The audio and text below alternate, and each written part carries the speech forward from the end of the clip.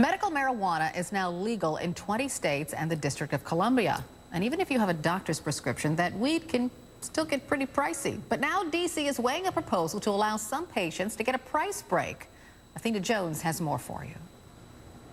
Discounts for weed? Washington, D.C. could soon become the first jurisdiction in the country to require medical marijuana dispensaries to subsidize pot for low-income patients.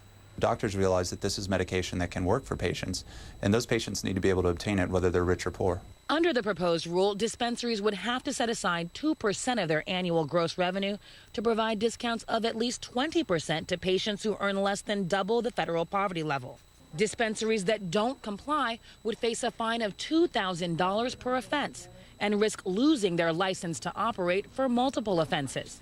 The Marijuana Policy Project, which advocates for legalizing and regulating weed, says these discounts are a good idea. I think the original plan was to have the dispensaries contribute to a fund that the city would maintain, and this just puts the onus on the dispensaries themselves. But the bottom line is, for the patient at the end of the day, if you're somebody who's on a lower or fixed income, you need to be able to obtain medication. Pot can cost a pretty penny. At the recently opened Capital City Care Dispensary, an ounce of weed costs $380 to $440. I first visited the dispensary a few weeks ago. They already offer discounts of 10 to 15% to seniors, veterans, and low-income patients, and say they're happy to do their part to ensure that all patients have access to the medicine they need.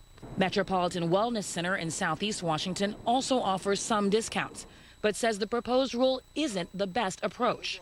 I support the idea of a reduced cost, access to cannabis, but I think the approach of the 20% discount or this 2% fund that would be, contributed to by the business isn't the best or most creative process. The proposed rule is still undergoing the required 30-day comment period, so it's not a done deal yet. Athena Jones, CNN, Washington. Still to come in the news.